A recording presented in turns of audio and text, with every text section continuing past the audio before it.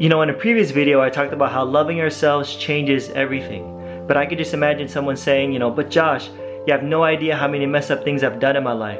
Why should I love myself? How could I forgive myself? Well, first of all, I don't need to know what you've done. And secondly, I'm not here to get up on some high horse and compare myself to you. I mean, trust me, we've all done stupid crap we wish we didn't do. Now hear me out on this. Yeah, you've probably done some pretty shady things in the past, and I get that. And I'm not telling you to justify any of them either. But here's the thing. You still gotta come to a place where you accept what's already happened. What's done is done. Own it. Learn from your mistakes. And realize that your future doesn't have to look like your past.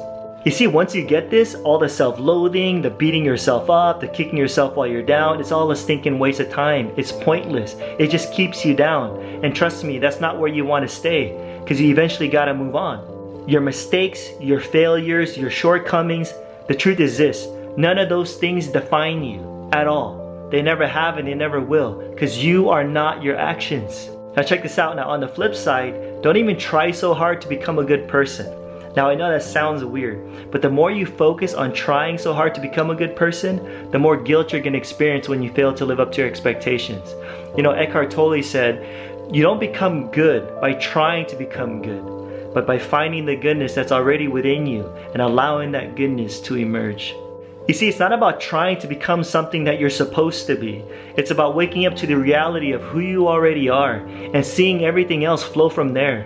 Why? Because you and I know that even on your quote-unquote bad days, deep down you know this. You are a good person.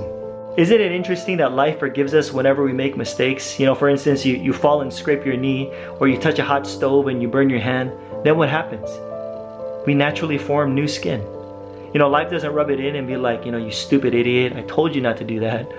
Nah, life takes what's wrong and makes it right again, giving our bodies a second chance. So my question to you is this: will you give yourself another chance?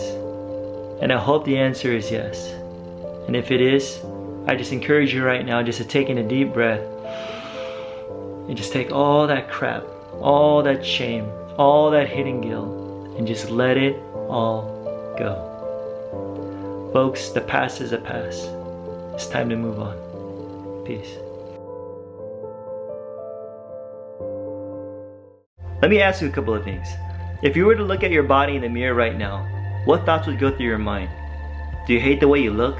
Are you too tall, too short, too round, too skinny? Your ears too big or your eyes too small? Now, if you were in front of the